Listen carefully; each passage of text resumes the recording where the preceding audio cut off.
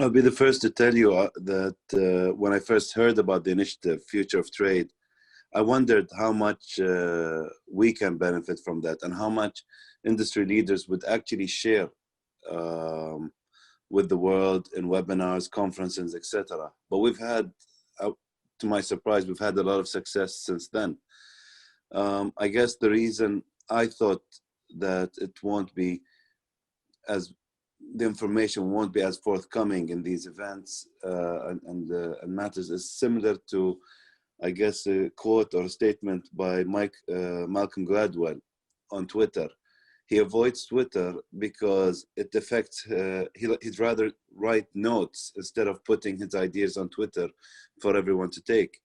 So with that same thought process, I thought the CEOs, industry leaders, government leaders wouldn't share as much, but I have seen firsthand, looking at a challenge, looking at current situations and understanding it better, maybe not finding the solution right away. And a good example is earlier this year, in early March, we traveled to San Francisco and Houston, and the COVID pandemic was growing into something bigger than just China. It was already an Italian and Spanish issue. It's already in Europe, and the US was getting ready. During the workshop, I recall one of the speakers, one of the participants said, China's going to come back, the industry is going to come back. It is just how things are packaged. Yes, there will be more focus on local production, etc. So as the talks went along, I don't believe once in my mind, since those workshops that we've had, and until today, where I thought the whole world would shut down. At least I saved the energy on that kind of thought process, despite what the media says, headlines, or the rumors on WhatsApp. Now I come back to the future of trade. It's an opportunity for everyone involved, whether you're a participant, you're a speaker, or whether you're just listening in, to understand where the market is, get a feel for it. You may not always get the answer you're looking for, but you can get a lot from how the answer is presented or what you get from these discussions.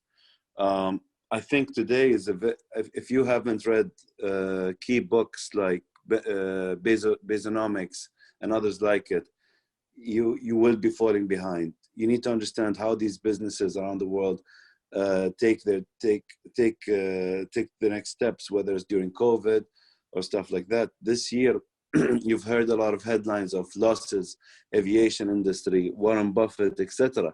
But there has been businesses that have boomed and came to became popular and became coveted stocks, I guess, and these businesses. For example, Zoom, which I'm using right now, Netflix, and even the video game industry. I believe at this moment you can't find an Xbox or PlayStation. So look, the way the world works have changed. But if anything, the future of trade, the need for this type of platform, this type of events has become even more important today than ever, because it did benefit me personally on those trips to San Francisco and Houston. And I believe in the long run, you'll be getting more and more of these reports. I'm not going to take too long, but I'd like to say that it's been an amazing year for DMCC. We have broken records this year. We've taken the right attitude towards addressing the challenges. And these challenges are not cut and paste. You know, whether the challenges we faced doesn't necessarily mean that it's going to be faced in Tokyo or somewhere else. It's different timing. And one of the key things about the COVID is what we've noticed, the countries that have locked down ahead of schedule had an opportunity to open up their economy. Maybe not 100%, but they've opened up their businesses ahead of others. And you see that, you know, some who didn't take this serious, etc. With DMCC, I'm proud to say that we've struck a good balance. You know, we did our lockdowns, we've applied the social distancing, and we've provided also the support packages, etc. So with that, it's like a dream when I look back. It just amazes me when I see this. We've been blessed that to have a fully digital marketing and sales system. Our registration and licensing system is fully online.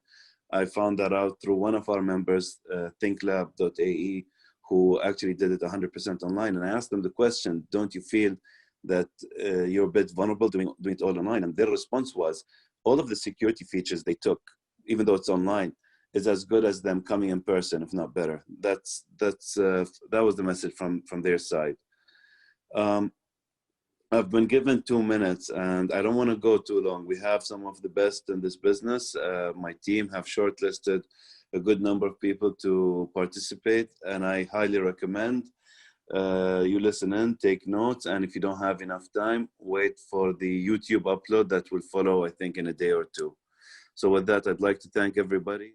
Ladies and gentlemen, thank you so much for joining us today.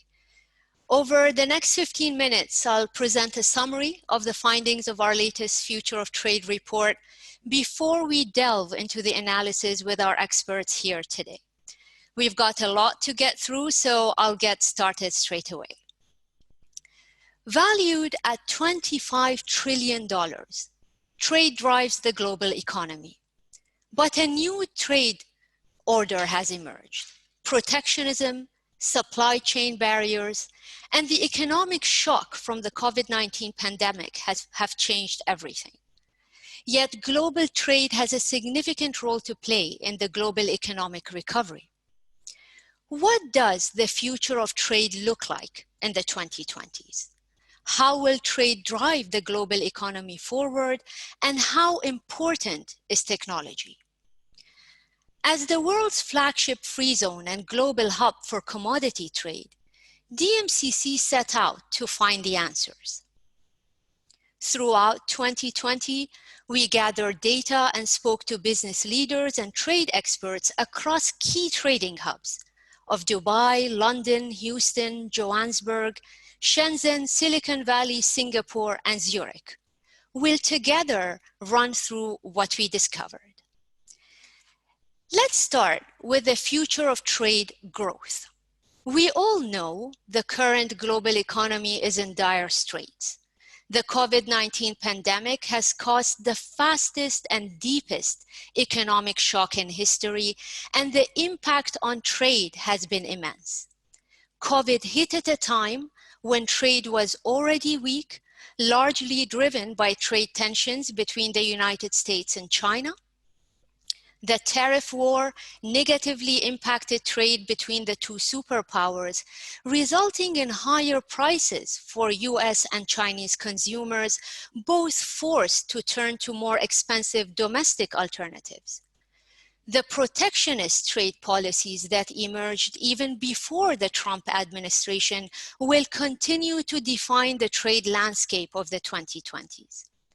The rise of protectionism fueled by the pandemic marks the beginning of an end for trade liberalization and widespread support for globalization. But it's not all bad news. Our research shows that there is an opportunity to turn things around if governments and businesses opt 4 areas leading to significant global trade growth in the next decade. First, embrace technology. Second, increase cross-border collaboration. Third, adopt a more innovative approach to trade policy. And finally, increase investment in trade infrastructure, especially in digital infrastructure. Taken together, these 4 drivers have the potential to boost global trade by up to $18 trillion through to 2030. Those who embrace these areas of opportunity have the greatest chance to recover and grow over the next decade. Now, we of course have to address the geopolitical situation, and that brings us to the second chapter of our report, the politics of trade. It's true that the world's economic center of gravity is shifting east towards Asia. China's Belt and Road Initiative is without a doubt set to drive a big part of global trade over the next 10 years. But the US-China trade war has completely reshaped the landscape. Further tariffs and blockage of goods, services, and businesses are expected. And with the trade environment in a constant state of flux, there are growing calls for the World Trade Organization to undergo significant reform. However, the politics involved here mean that the situation is unlikely to change anytime soon. The 2020s will see a stronger focus on regional, bilateral, and plurilateral agreements. New relationships and regional clusters will emerge, and as a result, business will have to diversify their global value chains. Technology is, of course, key. Automation, 3D printing, attractive trade policies, and domestic tax incentives will see some production that was previously offshored being brought back closer to home. This trend will continue over the next decade. Some production will be relocated to near markets of consumption, potentially reducing global trade volumes. Established global trading hubs, such as London and Dubai, will continue to play a major role in driving trade in the 2020s. But the recalibration of global value chains will see a new generation of trade hubs emerging, such as Vietnam and Mexico. This brings us to the third chapter, where we focus on the role of technology in trade. Our report finds that digitalization has the largest potential to reduce cost and boost trade revenues. For example, the cost of doing trade globally is $1.8 trillion, 20% of which is the price of paperwork. Blockchain could minimize or remove the need for legal expertise to manage transactions, facilitating contracts and reducing paper. And both AI and the Internet of Things can increase the efficiency of complex supply chains. And as e-commerce continues to flourish, we estimate its value will increase up to $2.1 trillion by 2030. This would boost manufacturers' goods trade by up to 10%. More than half of the fastest growing e-commerce markets are in the APAC region. However, Latin America is becoming more important, and Mexico is actually the world's fastest growing e-commerce market. Despite these opportunities, we also found that technology can lead to a decline in trade. For example, 3D printing or additive manufacturing could produce up to half of all manufacturing goods by 2060 if current investments continue. And this will undermine component supply chains and result in a decrease in trade in manufactured products by 19%. Another example is automation. As more companies look to onshore and nearshore their supply chain, more manufacturing can be done closer to home with less reliance on manual labor. Why? The reason is robotics. Robots could displace 20 million manufacturing jobs by 2030. As the number of operational industrial robot jobs increase by 14% each year.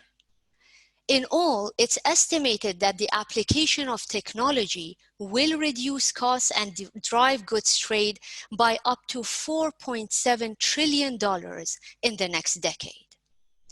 At the same time, technologies that change production patterns and shorten global value chains will potentially reduce global goods trade. The net effect of technology on trade is estimated at $400 billion in the next 10 years. Now turning to trade finance and infrastructure, which is the focus of the fourth chapter, there are clear links between infrastructure development and trade growth. Goods trade relies on roads, ports, and other physical infrastructure, yet there is a $6 trillion gap between infrastructure needs and available financing. This gap is predicted to widen to up to $15 trillion by 2040. Investment is key, especially in less developed and emerging markets. The report highlights that raising the capacity of countries with below average infrastructure even halfway to the global average could increase global trade by $377 billion. Investment in digital infrastructure is also critical. For example, only a 10% increase in internet access would see a 1.38% increase in GDP in developing countries. Furthermore, a 10% increase in mobile phone penetration could drive trade by 1%. Emerging markets have the greatest need for infrastructure spending. Asia alone requires over 50% of the projected global infrastructure investment gap. The Americas face an investment gap of 32%, and Africa 28%. Their reluctance to invest remains high due to investment risk and regulatory barriers, and this is projected to continue over the next 10 years. Trade finance, a catalyst for expanding global trade, faces a very similar dilemma. As much as 90% of global trade relies on supply chain finance and is estimated to be worth around $10 trillion a year. But there remains a $1.5 trillion gap in financing, which could widen to $2.5 trillion in the next 5 years. 60% of trade finance requests of SMEs are rejected, compared to only 7% of those coming from multinationals. Unfortunately, access to trade finance is one of the top 3 export obstacles for half of the world's countries. In Africa alone, trade finance requests see rejection rates of over 50%. Technology has a major role to play here in increasing access to trade finance. For example, fintech and blockchain can help bridge and divide for SMEs, providing alternative trade finance solutions.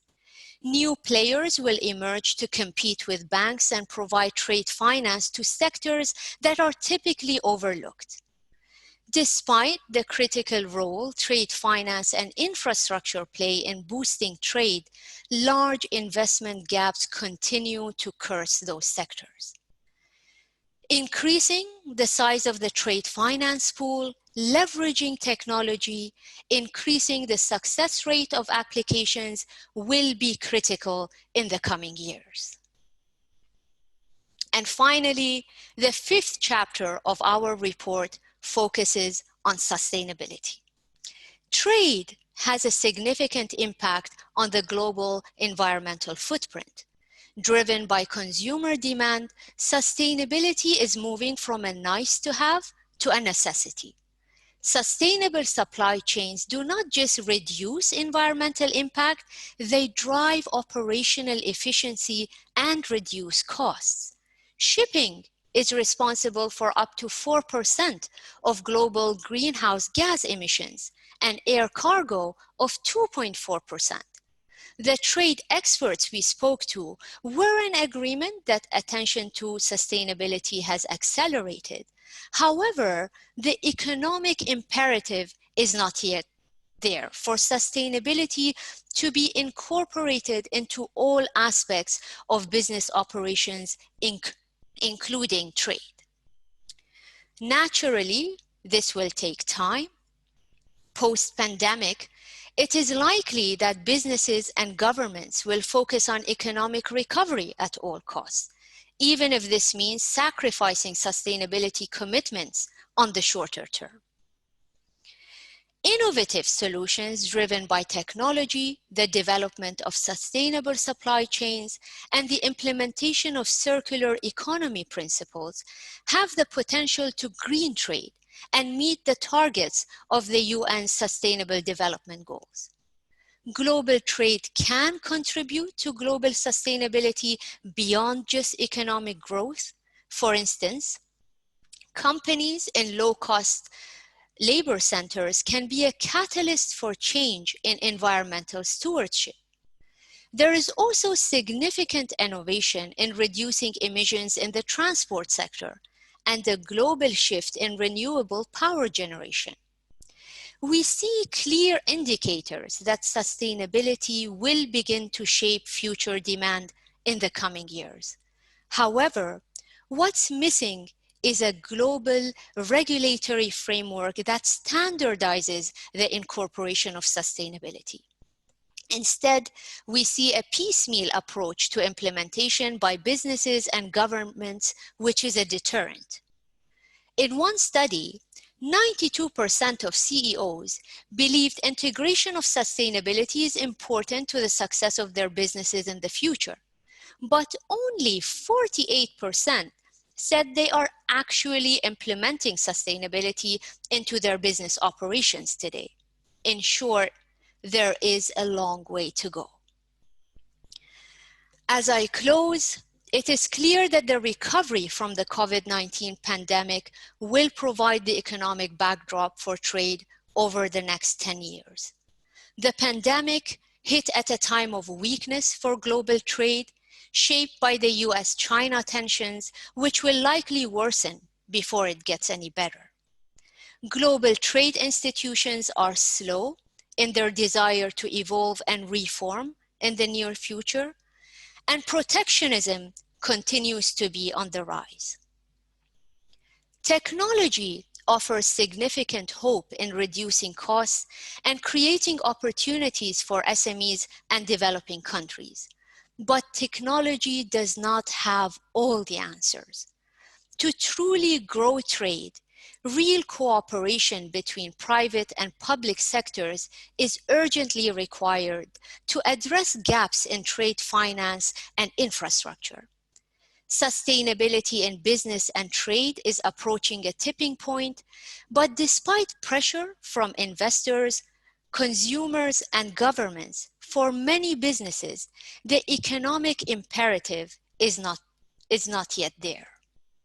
As I mentioned in the beginning, DMCC identified 4 key drivers that could drive trade by $18 trillion up to 2030.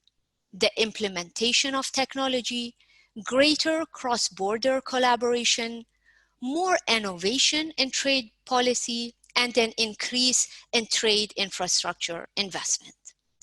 We all know that eventually trade will find the path of least resistance. While recovery will take time, those who embrace and advocate for the key trade drivers will almost certainly reap the rewards. So, ladies and gentlemen, there we have it. These are the core findings of our latest Future of Trade report. Detailed findings and recommendations can be found in the report on futureoftrade.com. We hope you find these findings insightful, and thank you all once again for joining us today. Well, to get this section underway, it is my great pleasure to welcome Pascal Lamy, who's president of the Paris Peace Forum and also former Director General of the World Trade Organization. Pascal, welcome. Very good to see you here today. Great to talk to you again. Thank you very much for taking part in this, what I believe to be a very, very important discussion on the future of trade. One of the key findings of the report was that there's a potential for an $18 trillion boost in trade over the next decade, but there are multiple challenges, and the first has to be the global economic downturn triggered by the pandemic. What's your outlook for world trade in this bleak economic climate? Well, I believe that volume-wise, if you look at where the trade volume should be, they will be severely hit by this recession. Assuming the COVID crisis has wiped out roughly 5% of the world GDP, this will impact trade. So let's brace for a slower growth of trade, a slower relationship between GDP and trade growth. As we all know, volumes of trade are determined by both the economic engine, measured by GDP, and the speed of globalization, as trade volumes increase each time a bit of a good crosses a border.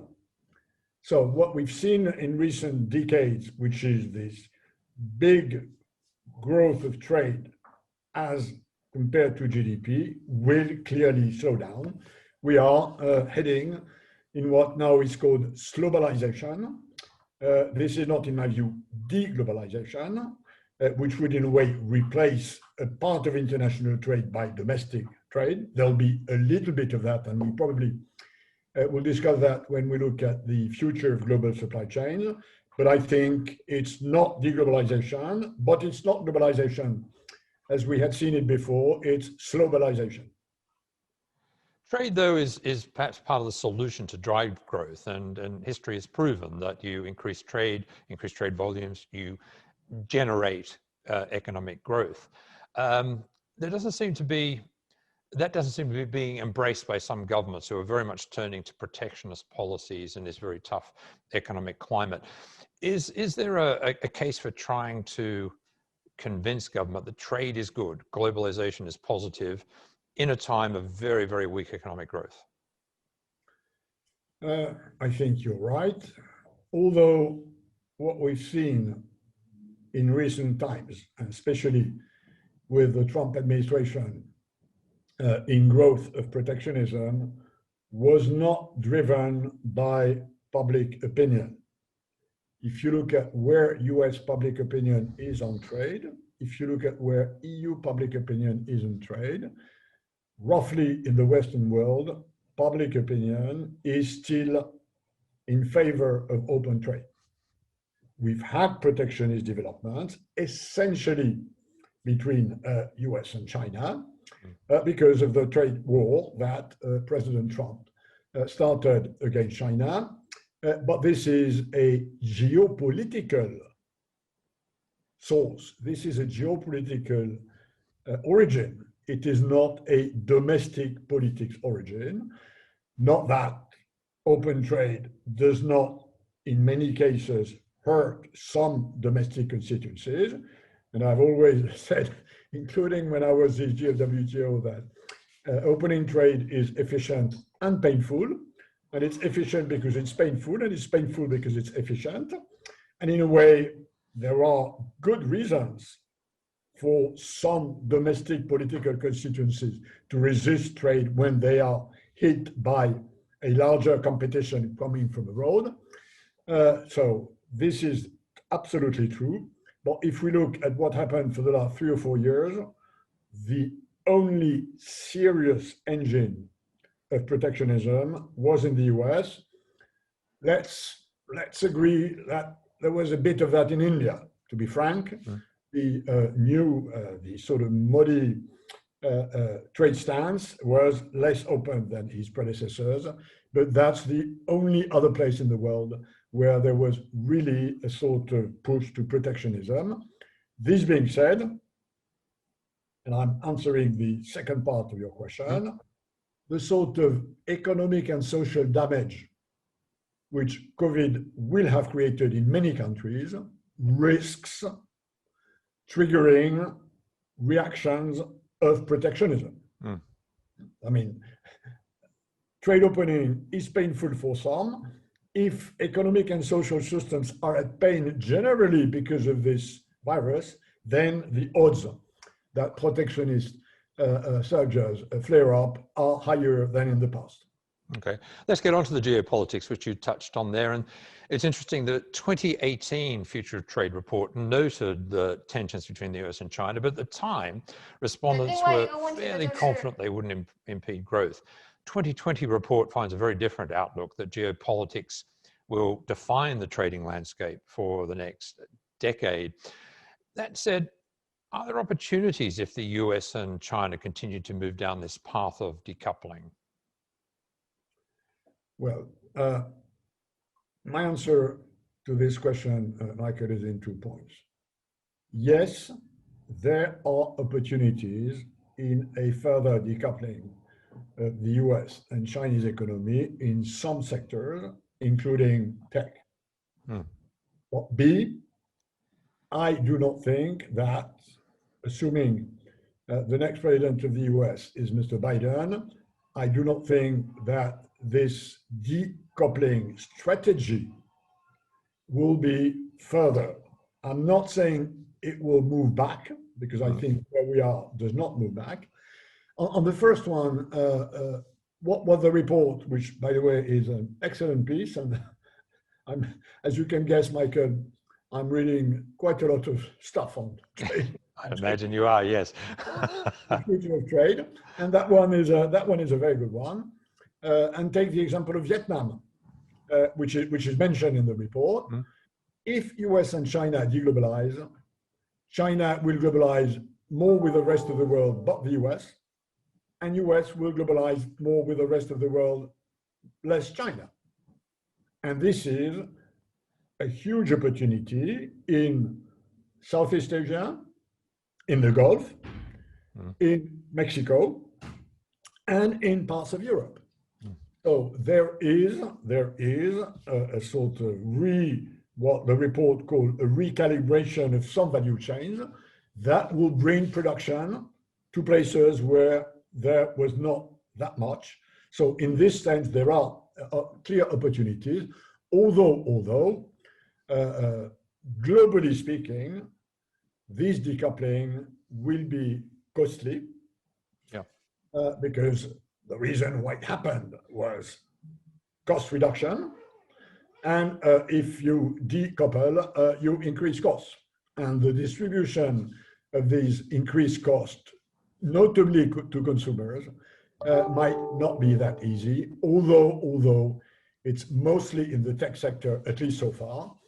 And we at Brunswick have looked at, for instance, how many American companies, what were their intentions when they're on the Chinese market, and 85% of US companies say, we will remain in China. So there will be a bit of that, again, for the geopolitical reasons you mentioned, but I think it will not be the sort of major trend. You touched on the US election, and a Biden administration, from the discussions we had with the participants in the report, most felt that there, as you said, there wouldn't be a change of policy if Biden were to win the US election, that the US policy with China will remain pretty much as it is. But there's possibly going to be a change of language and tone. Will that have a positive impact on global trade more broadly? Let's say, the US relationship with Europe, for instance. Yes, I believe, as you rightly said, Michael, this sort of geopolitical overall relationship between China and US will not change. The fact that US consider now China as a danger, and that China considers US as a danger, and that in the sort of mindset, they feel vulnerable to each other, will not change. Now, what will probably change if Biden is elected is the tune. So the score won't change a lot, but the music itself might change a bit. Now, you're absolutely correct. In my view, the main change in terms of geopolitics with the Biden administration will be a better transatlantic relationship, which, by the way, may result in more pressure being put on China in order to accept a number of changes in the rules of the game at the WTO, which so far they have, let's say, rather resisted. Mm-hmm. And as you know, and I'm speaking there as a European, we believe that Trump got it wrong in refusing a sort of solid coalition between US and European Union and Japan, by the way, Mm-hmm. in order to put more pressure on China, for instance, to convince them that they should accept stricter rules on subsidization, state aids, state-owned enterprises in a WTO context. The Future of Trade report flagged concerns about protectionism. You've already touched on those, but when we spoke last week, you referred to it as precautionism rather than protectionism. Okay, let's walk us through that, would you please? Yes, well, I mean, I've been observing trends of trade for the last decades, and what I've seen in general is a trend to less protectionism and more precautionism. Now, let me explain. Protectionism, in my view, is when you protect your domestic producers from foreign competition. And that's a well-known game. Tariffs, subsidies, quantitative restrictions, and the GATT and the WTO were set up to address that. I think this is decreasing. With globalization, that translates in a sort of increasing the import content of exports on average, makes protectionism less rational. If the import content of your exports increases, shooting on your imports makes less sense. Now, what I see growing is what I call precautionism, which is not protecting companies from competition, but protecting people from risks. And looking at the sort of COVID situation, I see this developing along what I call 4S: safety, security, sustainability, and sanitary. Safety is food, things, lighters, dolls, pesticide residues on flowers, chemical residues, and so on. Security is what you see is more or less resilient or fragile in your supply chain. We've seen a bit of that with COVID. Sustainability, on which the DMCC Future of Trade report insists, is a sort of precaution. Protecting the environment leads to questions on how production systems should adjust. And of course, sanitary, because I think the COVID crisis will take us much further in looking at how to protect the health of citizens, including from what comes from abroad. So, in a nutshell, I'm less worried about protectionism for the future, but I see precautionism growing, and this is not easy to address. If the standards of precaution differ from country to country, from continent to continent, this will fragment the level playing field, and making it harmonized, convergent level will be much more difficult. But I think we definitely have to look in this direction. Okay. Let's turn now, if we can, to technology. And the report showed that a rapid adoption of technology could be one of the key drivers of trade. There's actually huge, breathtaking numbers possible if there is a more rapid acceleration in the adoption of new technologies. Are you seeing that? Are we at a period now where we're looking at the digital transition of trade? Certainly, and I think the report makes this case very clearly in showing that technology impacts trade and value chains and the localization of production systems in different ways. Reshoring can be the result of AI and 3D printing. Telemedicine will be the result of digitalization of services. And, you know, if you take India, for instance, you probably have a few dozens of millions of doctors in India who will be practicing telemedicine 10 or 20 years from now. And this will be a huge growth in trade in services. So it works both ways. I think I agree with the stance of the report, which is that if you take both effects, the sort of nearshoring effect of technology and the sort of delocalization effect, on the whole, it will increase the volumes of trade in the future. But this is mostly in services. So I would say overall, reshoring would be more in goods and offshoring more in services. And of course, digitalization, which COVID has formidably accelerated, as we can see in our Zoom conference today, is part of that. Indeed. Sustainability was a key focus of the report as well. And while there was, I believe, general acceptance that it had jumped on the agenda globally ahead of the pandemic, there was an entire certainty that some companies could, for commercial reasons, keep it as high on the agenda as they might. Is sustainability core to the future of trade? I think it is. As you rightly said, it started before the COVID crisis, but the COVID crisis will increase this, not least because the sort of feeling we have that, for instance, heavy deforestation may be one of the causes of the destabilization of biotopes, which led to a bat to human contagion in China, for instance. So there is a lot of that coming. The trade and environment nexus, as we all know, is a complex one. Some people believe expanding trade is bad for the environment because it increases transport, for instance. Others believe it's good because it allows for a better specialization, hence allocation of scarce resources such as environmental resources. The Europe Jacques Delors, which is the Institut Jacques Delors version, Brussels version, just published a series of pieces on this, on how the EU trade policy will be green in the future. And as you know, it's the largest market on the planet compared to, even compared to US and China.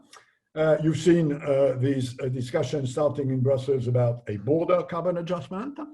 So overall, my clear view is that the price of CO2 will rise from the sort of 30 euros a ton where we have a domestic price of CO2 to something like 50, 60, 70, 4 or 5 years from now. And that this, of course, will heavily impact the trade allocation, the sort of reallocation of production systems, like always it does when relative prices change. I mean, if the minimum salary in China changes, this changes trade. If the price of oil changes, it changes trade. If the price of CO2 rises, this will change trade. And I think a lot of companies have to brace for that, on top of what we see growing as a sort of consumer demand for traceability, for the origin of what they buy. And this is clearly very much growing, at least in the Western world. The report discussed very widely the role of the WTO, concerns about the WTO. It would be remiss of me not to ask you about the WTO. Is it the lame duck that some people say? I don't think so.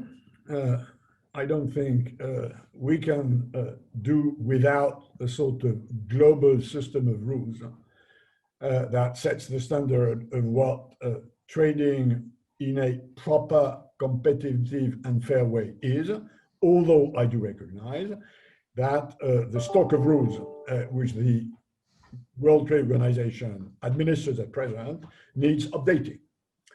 This stock of rule is a product of the 90s in the previous century. That's a long time ago for a world that has changed a lot, and this needs updating. The only problem being, of course, that in order to update the rule book of WTO, you need WTO members, these 160 countries, to agree on that, starting with big things like China subsidization, environment, which we just mentioned, e-commerce. So I think this is ahead of us, but I believe that given the sort of mindset and which I think the report properly addresses, that overall trade opening is the way to go. The World Trade Organization, which needs reform, and I've always said I totally agree with that, including on one, that's one of the points on which I did agree trade-wide with Mr. Trump, and as you know, there may not be that many, but on that one, I think the US are right. There is a need for reform. Whether this will come or not will depend largely of a triangle between US, EU, and China, EU being a potential broker with a US stance that would come back to the negotiating table.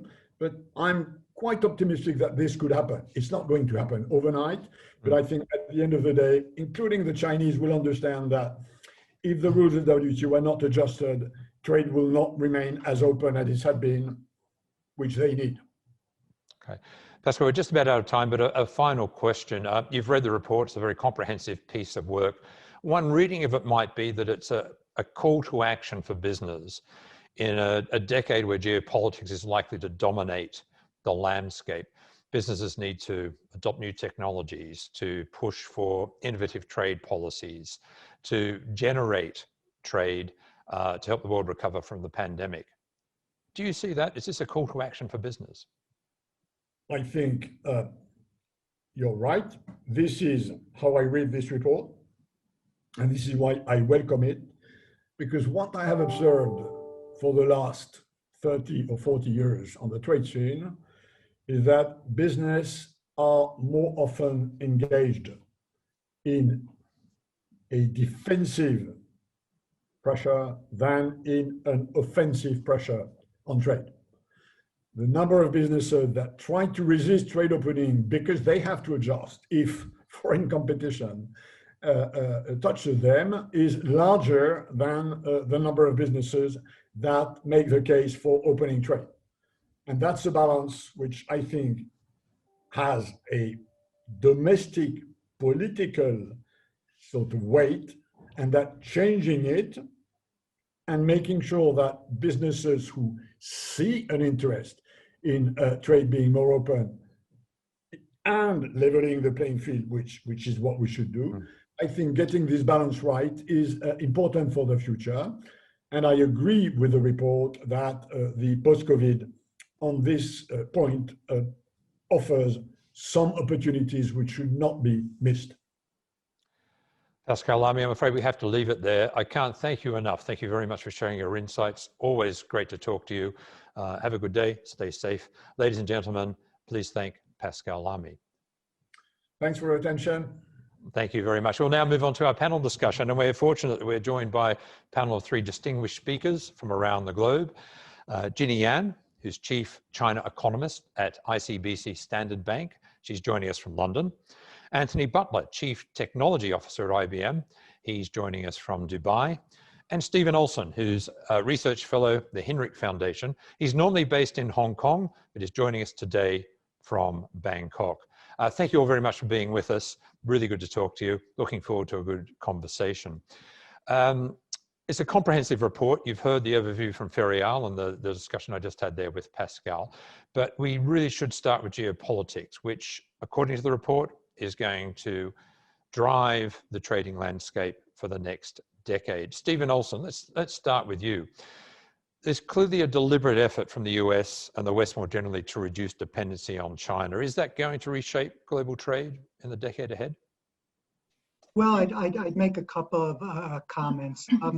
First of all, I think this increased role of geopolitics on spilling over into the trade agenda, I think it probably reflects the fact that we might have been a little bit naive for the past couple of decades to believe that we could pursue very deep levels of economic and trade integration, irrespective of fundamental differences in government philosophies, economic systems, and mounting geostrategic tensions. So I think to a certain extent, what we see taking place today is a little bit of an inevitable course correction.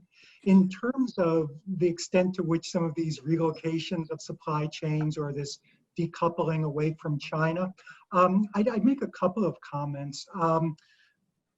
Look, I think one of the things that we're learning is that China is China for a reason.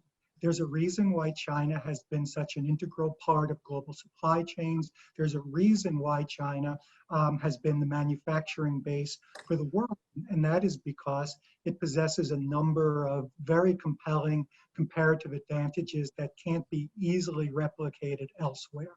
So I think we're going to see a lot of companies looking at supply chain relocation. I think there'll be a certain degree of decoupling between the United States and China, but we are not talking about anything approaching a overall decoupling. I don't think it's possible, and I don't think it's in anyone's best interest. As I said, China is China for a reason.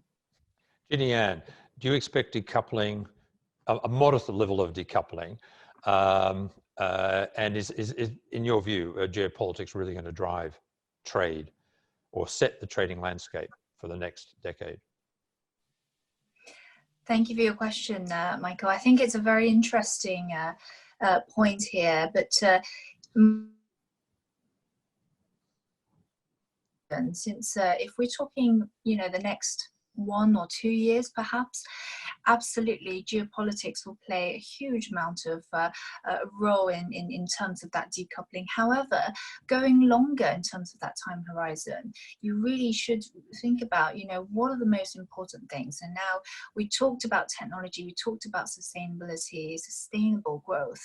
Who will be not only the consumer, but also producer of those things? And that is really what we're talking about. We talk about the trade war between China and US, but really it's a technology war, and perhaps also a war on who will dominate in terms of the production of non-fossil fuels, for example, in terms of energy security. And that's also a clear difference between US and China. China is not yet self-sufficient when it comes to energy, but will that change once China becomes a producer of renewable energy, and perhaps a cheaper producer when it comes to that renewable energy mix? So it's very interesting when we talk about decoupling, because we tend to talk about things on an immediate time horizon. But I think in the longer term, not only China and the US, but particularly China EU, and let's be true to ourselves. And when it comes to trade, actually China EU as a bloc, that trade volume is probably even more important. I know that the US is obviously #1 trading partner to China, but EU-China relationship is also hugely important. So really, in answer to your question, I think decoupling maybe, when it comes to, that kind of partnership between the two, but really from, a longer term perspective, China-US, China-EU will need to explore their individual competitive advantages and also learn to coexist. Because as we know, if we are driving towards global growth, global, the next phase and future of trade, we need China, US and EU to coexist. Okay, let's move on from geopolitics to technology. And Anthony Butler, you and I have spoken in the past about blockchain and how it could revolutionize trade. Have you seen a rapid adoption of blockchain, a digital transition of trade, for want of a better term, because of the pandemic?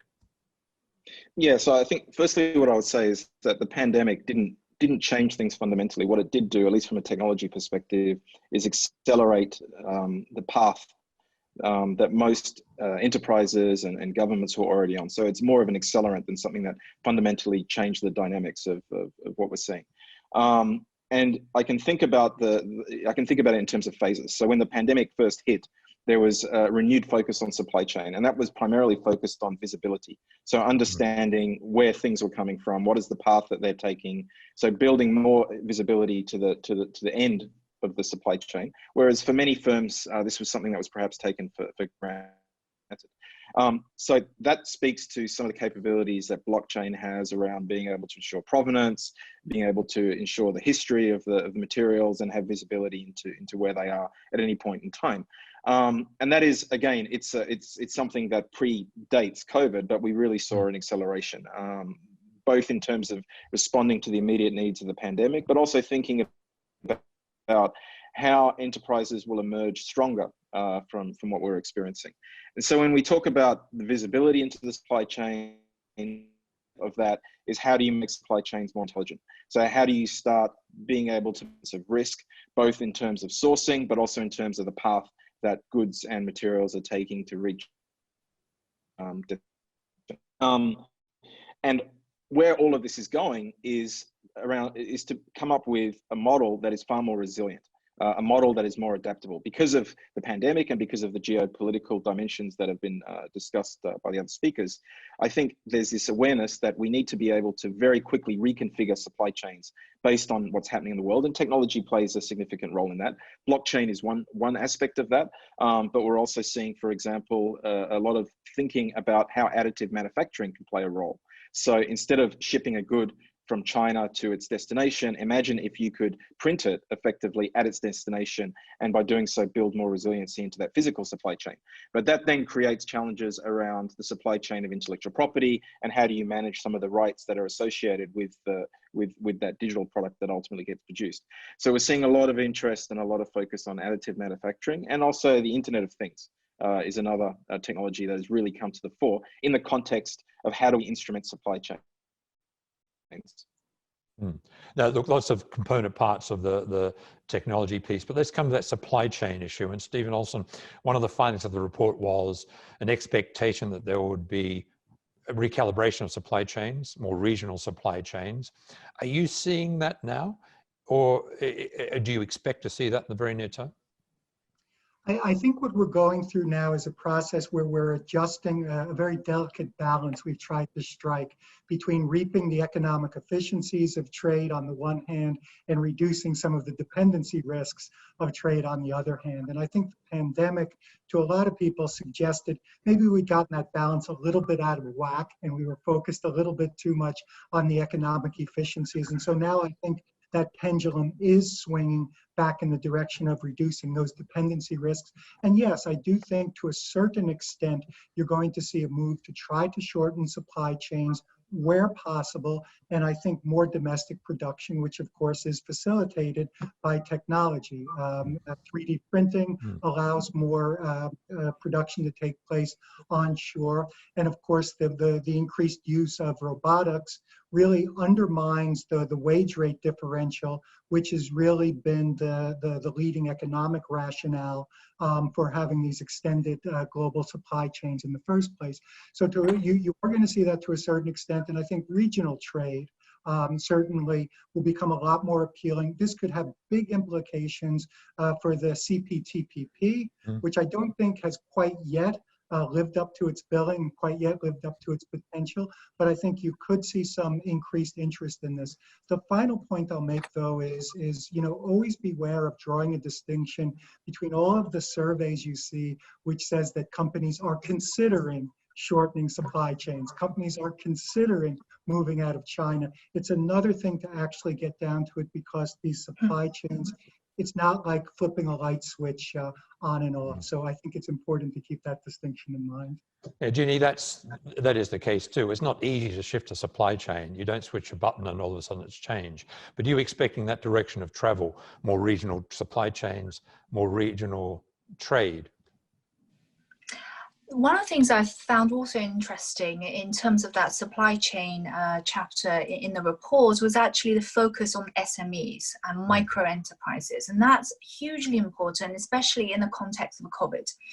Now, talking about China, which is my area of my expertise, in China, what you found was that a lot of the policy support, whether it's labor, banking, credit, that the emphasis very much from the very beginning in Q1 was around SMEs, and that's really about supply chain.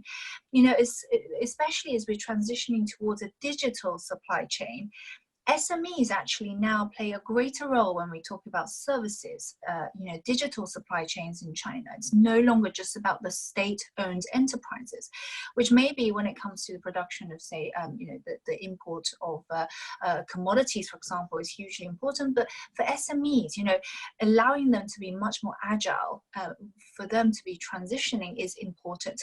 So I do agree that from international business perspective, there will be some that will look towards less dependency on China, but that really depends on how other economies are also to address that agility when it comes to not only the big multinational corporates, but also those SMEs.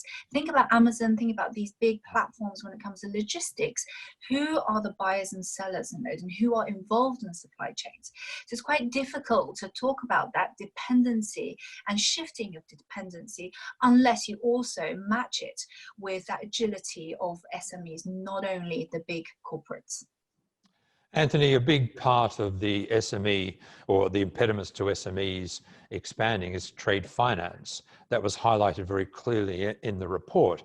One of the solutions could be fintech, because we talk often to banks here, and you know, the know your customer processes are so complex that sometimes businesses they just can't get the finance. Is that another area where tech can transform trade in the next few years? Yeah, I think if you look at SME specifically, in essence, the problem that most SMEs have in terms of trade, particularly cross-border trade, is establishing trust. And so there are a lot of projects and a lot of initiatives that have been going on now for many, many years that are looking at how you can address, using technology, some of the systemic challenges that SMEs face. So for example, there are projects in Europe, to give one example, focused on how do you allow SMEs to move to an open account-based mechanism for global trade, which is obviously predicated on trust. Now, blockchain as one technology has the ability to build trust into relationships that previously it was very difficult to establish trust. So I do think that this is an area where we are really going to see exponential growth. And I think just as the technology has the ability to unlock value in the physical movement of goods, I think there is perhaps as much value or maybe even more value that can be unlocked when it comes to the financial movements associated with those goods. So I think technology and digitization more broadly does definitely play a role here. Okay. Now, just a reminder, we are, the panel's kindly going to take questions. If you wish to ask a question, just ask us on the question and answer function on Zoom, and I'll come to audience questions in a few moments. Before I do, though, I want to talk firstly about trade policy, innovative trade policy, and then about sustainability. Trade policy, Stephen, the report talked about innovative trade policy. Much of that would have to be around harmonizing regulations, around data, and around intellectual property. Is that the sort of innovative policy you would be looking for and you would urge businesses to lobby for? I think so. One of the flaws that we have in our current rule book for global trade, as our previous director of the WTO pointed out, was that the last time we updated the rule book was the 1990s, and it reflects the realities of how we did business and the levels of technology we had in the 1990s rather than the 2020s. And so this whole host of new business issues we've got and technology issues we've got is largely unaddressed under the existing rules. I think, though, of equal importance, you know, and this is really speaks to the heart of the US-China trade war, right alongside that, the other thing, though, in terms of trade policy that we've really got to get our arms around is how do we reconcile two fundamentally different economic systems under a single set of global trade rules? Because our existing trade rules were predicated entirely on Western economic models, the Washington Consensus principles, and China was never imagined, and then when China started to happen, it was assumed that it would be inevitable that China would become just like the United States. Well, now, obviously, it's clear that China is going to maintain its own economic development approach, a centrally managed economy, state-directed capitalism, and quasi-mercantilist trade policies. Our trade rules are predicated on the assumption that everybody's playing with free market systems, clear dividing line between business and government. So our existing trade rules have no ability to adjudicate the inevitable points of friction that are now increasingly occurring between the US and China and the West more broadly. So those technology issues, yes, absolutely. I think those are some of the innovative trade policy issues we've got to address.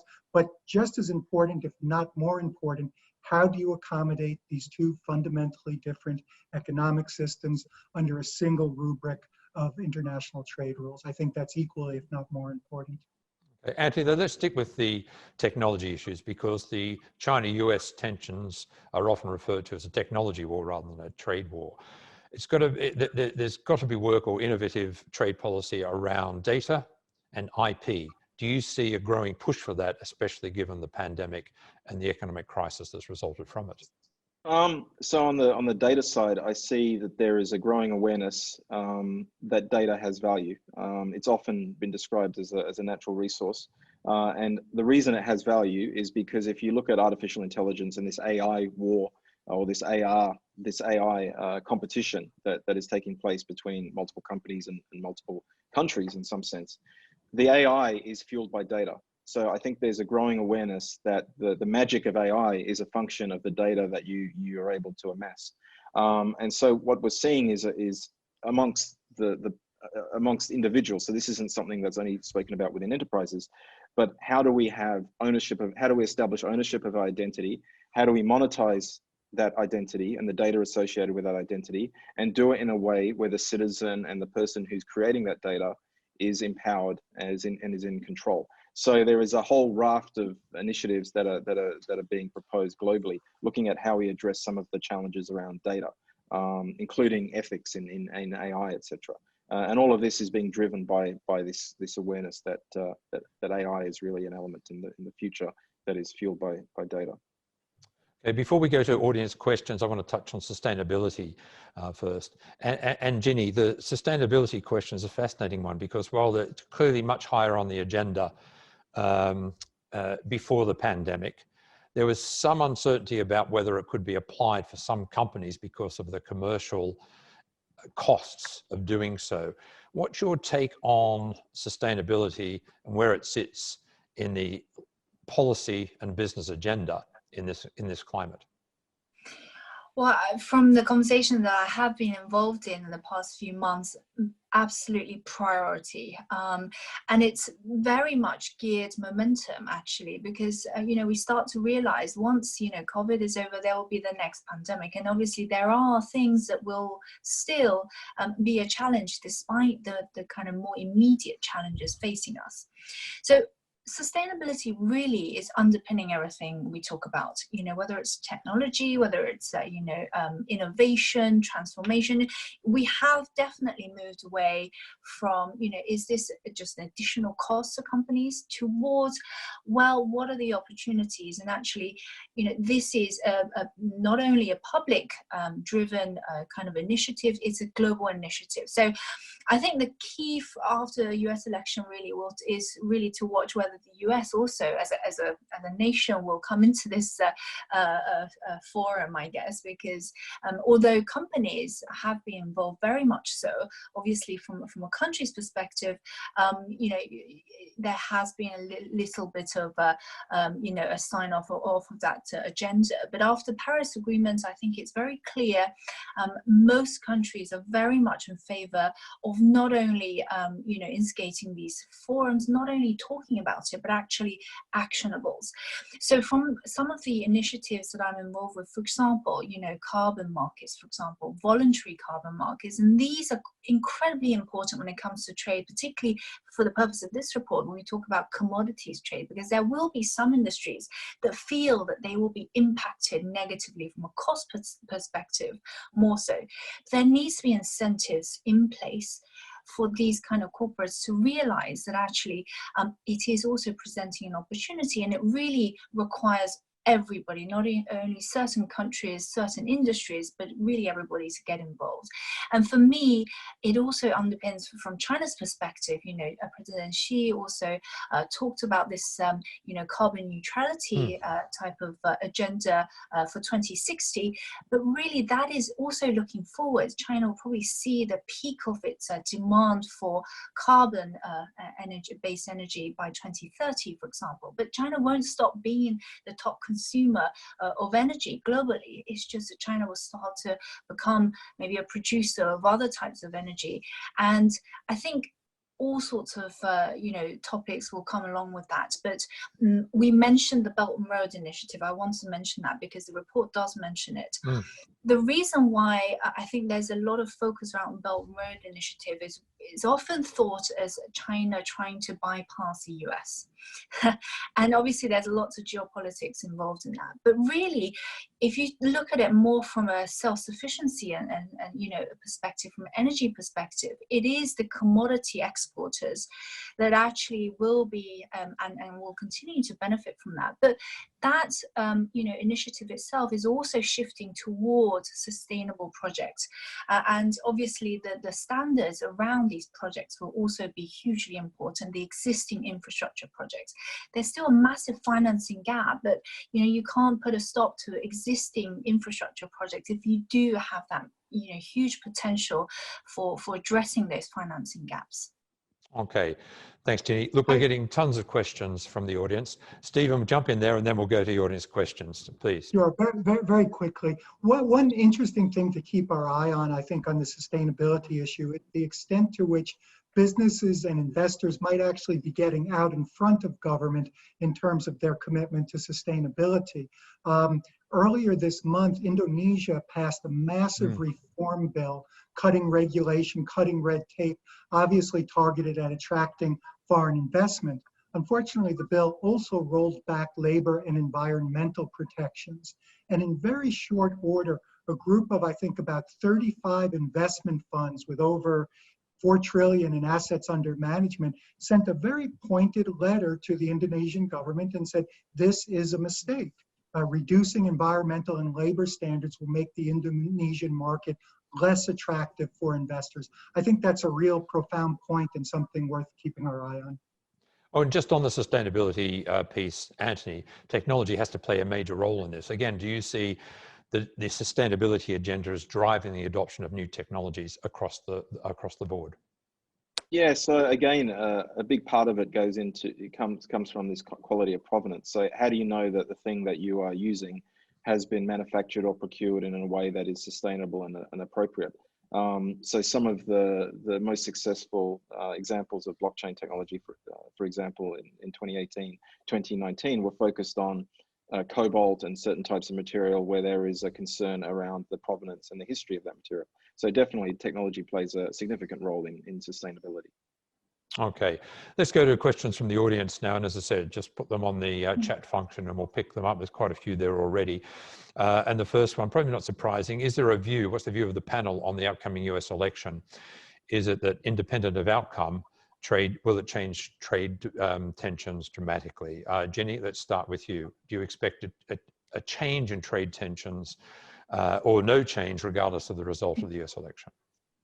Well, I think there's, if you can be sure that there will be continued uncertainty, I guess is the answer, because we know that whatever the election results will be, it's not going to be great news for China. We know that US and China that tension will continue as long as there's that kind of challenge when it comes to technology and other things. But we know the new Washington consensus is that China needs to be managed, and that is definitely not going to go away regardless of what the election results are. So I think more tension in the months to come, particularly in the run-up to elections. Who knows what may happen in the last days up to elections. But in the post-election period, I do see that maybe there will be attempts, particularly from China's perspective, there will be attempts to try and readdress that. We already see some of it because we talk about the dual circulation strategy in China quite a lot. Part of that will be how do we coexist with the existing majors, and that predominantly means US as well. Thank you. Stephen. I'd point to if we do end up with a Biden administration, I would point to a couple of respects in which I think we'll see continuity, and a couple of respects in which I think we'll see a bit of a divergence. Like Trump, Biden has made it absolutely clear that he intends to pursue a US worker-centric trade policy. And in terms of his specific grievances about China, they are so similar to what the Trump administration is pursuing that Trump has gone so far as to accuse Biden of plagiarism. So certainly in those respects, we'll see a good deal of continuity, but we'll also see some important differences. The first thing is Biden attaches a very high priority to human rights issues. And I think it's almost inevitable that some of this focus on human rights issues is going to spill over into and complicate the trade agenda. The other thing about Biden is deep in his DNA, he believes in the power of working through alliances. So I would expect one of the first things he would do would be to seek to create a unified front with the European Union, with Japan, Australia, Canada, other like-minded countries to present China with more of a unified front in terms of some of these trade grievances. And but from a superficial level, certainly the style, the tone, the tenor of trade policy under Biden will differ markedly. No more trade policy by tweet, but on a deeper level, some similarities and differences. Anthony, as we've said before, the front of the trade war is technology. Would you expect in a Biden administration an easing of tensions? So I don't think there's a direct relationship between the administration and what we're seeing in the technology world. I think the trajectory that we're on is something that is in some sense agnostic to whoever is in power. The only change would be the pace of certain elements of that, which will be a function of the policies that they implement. Okay. A question now specifically to Stephen. Sustainability is not a new issue, but clearly the message is not being heard by all. What do you think it will take for big business to seriously restructure their business model to be more sustainable? You know, I'm not so sure that's the case, honestly. I mean, there's a wide bit of divergence in terms of which companies really pick up on sustainability, but we produce a sustainable trade index, and I've really been inspired by the extent to which a lot of companies have really got on board. And in fact, as I said, even moved ahead of governments in terms of their commitment to sustainability. I do think the coronavirus pandemic, however, could catalyze societal support in favor of greater sustainability. I've been encouraged by the fact that so many of the COVID stimulus bills contain specific provisions which condition the money being dispersed on companies making commitments towards greater sustainability, the whole Build Back Better notion. So I think ultimately it remains to be seen. But I do think there are at least some examples where business is actually in the lead on sustainability. Okay, so you're actually more optimistic on that front. Ginny, I do want to ask that same question to you. Does it require something more to get business on board, or is business heading in that direction anyway? I think it depends on the business itself. I think, before we even get to the point where things are being done, action is being taken, and before even regulation comes, obviously nations are starting to gear up with from a regulatory perspective. But before that, it has to be a realization from a very top level, board level, that this does matter and it's something that, we need to engage with. And I think the recent, realization, the sudden realization that sustainability is coming back to the fore is because we haven't really had this level of engagement at the very top level. So for corporates to really realize that if this isn't addressed now, they will be lagging. And it's that incentive that, the incentives weren't in place for a lot of institutions to really get on board with this. And I agree with Stephen very much that private sector businesses have been really ahead of the curve compared to governments. But it really takes two to tango here. It takes also regulation. In China, it goes the other way. In the West, perhaps, more private sector driven. But in China, the PBOC, the central banks have been very much, the forward driving and really boosting and making sure that it really is defining regulation with some of those sustainability, because we know that to get to certain targets and to get to a point whereby there is enough buy-in from businesses, you do need some level of state intervention. So I absolutely believe that corporates can action, they will, but there needs to be incentives. If there's not enough demand from a consumption perspective, there needs to still be a regulatory and policy push. Okay, question for Anthony now. Trade documentation is a significant burden for traders. What needs to happen for global trade to become paperless? So before we talk about digitization, I think there's a need for harmonization of standards, making sure that everyone is talking effectively the same language in a digital form. So there's still work that needs to be done around that. And then it's really a question of applying the technology, right? The technology already exists and it's been proven in many different areas. So I think all the building blocks are there to do that. The challenge with all these things is how do you start? Because it needs a network effect, right? So does it start bilaterally? Does it start with trade blocks? That's the question. But I think we have all of the building blocks and we have the right incentives for us to tackle this, because it is a very, very significant percentage. I think 20% as per the report of the costs associated with global trade. Okay, final question to Ginny, specifically to you. China and Dubai enjoy a strong trade relationship. How important do you think Dubai and the Gulf is to China's plans? Oh, well, hugely important, and will continue to be, especially since I talked about energy, and obviously that energy trade is hugely important between the Middle East and China. But increasingly, as we know, the whether it's a carbon-based or renewable energies, both will be very important partners in that.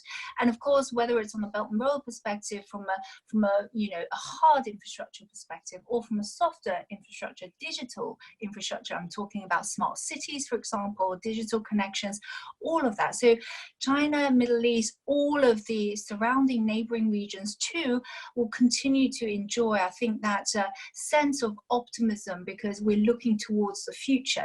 It's quite important, I think, for these governments as they plan quite well in advance, and they have the luxury of that planning ahead. And that long-termism is exactly what the commonality between these countries and regions are.